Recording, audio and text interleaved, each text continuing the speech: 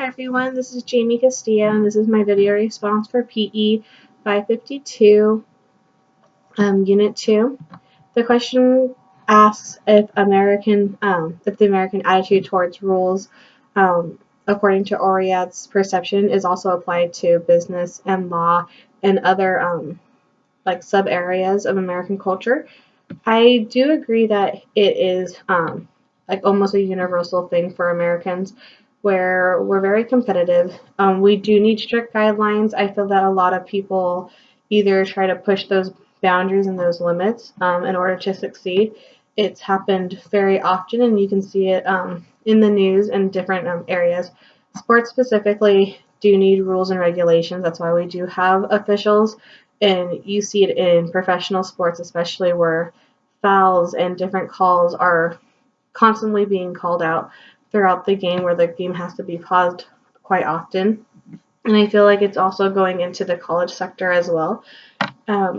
In terms of business, we have a lot of different law and a lot of different regulations. There's things called like OSHA, and where it kind of deals with the health side, because if these regulations weren't put into place, I feel that due to our culture, we try to like sidewalk a lot of different things, and we tend to overlook different necessities, which can eventually become a problem and hazardous to a lot of people, either financially or in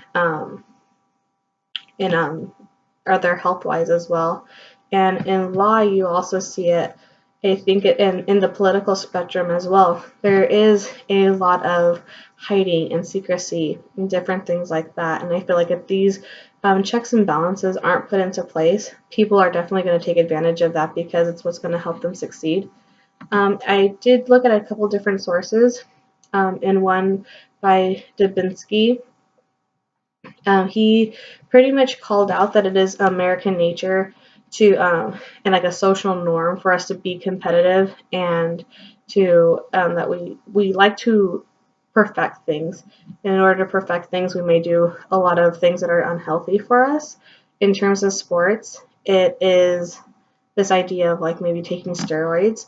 In terms of business, you may hire people and not pay them correctly, so that way it increases your wages. Or in law, you may not you may overlook a couple of different court cases that may apply to whichever the lawyer is looking at, and so that way their client is going to be the one who wins the case. So it's because it's going to benefit them financially. So you want to perfect your financials, you want to perfect your health, you want to perfect your body, because it shows that you're more human or have a higher masculinity, and all of those are seen as attractive traits as well.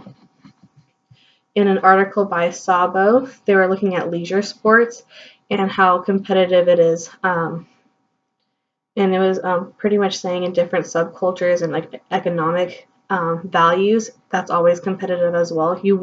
America tends to want to be at the top of every leaderboard, similar to most countries.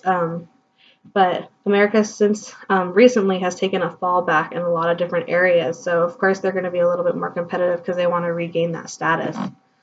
And then in the last article that I read by Lee, it was specifically looking at Asian American men, and that they're pretty much considered, this was written back in 2011, and these Asian American men who are second, third year generation are still seen as foreigners because they don't have a strong masculinity, or their parents are seen as a little bit more feministic.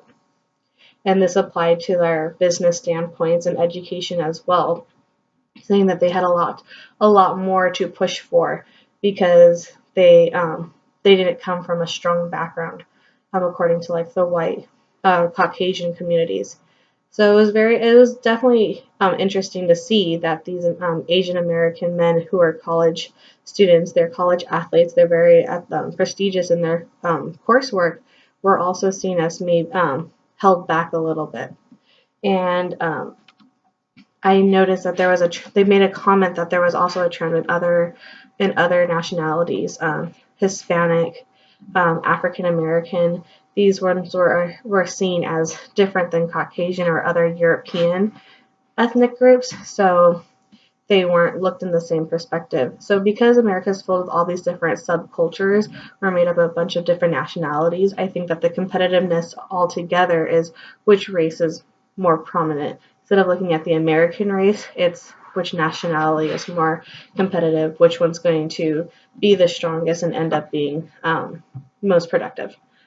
So that is my response. I look forward to hearing everybody else's responses to it and seeing what you guys have to say. Have a good night.